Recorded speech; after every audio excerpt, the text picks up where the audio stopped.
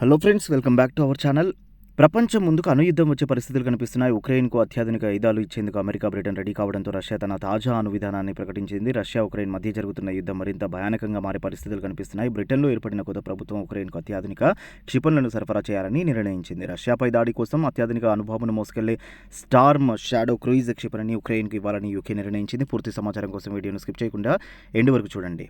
అలాగే రష్యా విషయంలో అనుసరించాల్సిన వ్యూహాన్ని చర్చించేందుకు బ్రిటన్ ప్రధాని కైర్ స్టార్మర్ అమెరికా వెళ్లారు. ఈ పరిణామాలపై అప్రమత్తమైన రష్యా పశ్చిమ దేశాలకు ఘాటు హెచ్చరికలు జారీ చేశారు. తమపై దాడులు చేసే దేశానికి సాయం చేసే దేశాలు కూడా తమపై దాడి చేసినట్లుగానే భావించి వాటిపై కూడా అణుదాడికి పాల్పడేందుకు వెనుకాడకూడదని వ్లాదిమిర్ పుతిన్ తమ దేశ అణ్వస్త్ర పాలసీని మార్చారు.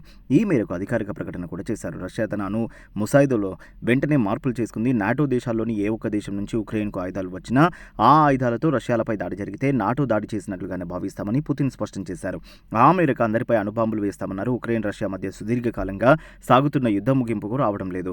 రాష్ట్ర అడపదడప దాడులు చేస్తూనే ఉంది. ఉక్రెయిన్ వైపు నుంచి కూడా దాడులు జరుగుతున్నాయి. రెండు దేశాల మధ్య శాంతిని ఎవరూ నెలకొల్పలేకపోయారు. వ్లాదిమిర్ పుతిన్ శాంతి చర్చలకు కూడా సిద్ధంగా లేరు.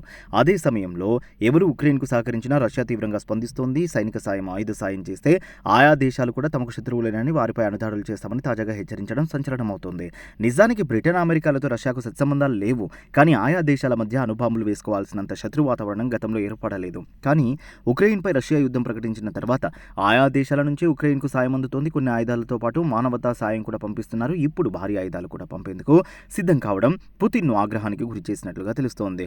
అణుబాంబుల దాడి జరిగితే ప్రపంచం వినాశనం వైపు దారితీస్తుంది. పుతిన్ హెచ్చరికల్ని ఆషామాషిగా తీసుకోలేమని అమెరికా, యూకే రెచ్చగొట్టే ధరణితో కాకుండా ఆ సమస్యను ఉక్రెయిన్, రష్యాలే పరిష్కరించుకునేలా చూడాలన్న విజ్ఞప్తులు వినిపిస్తున్నాయి.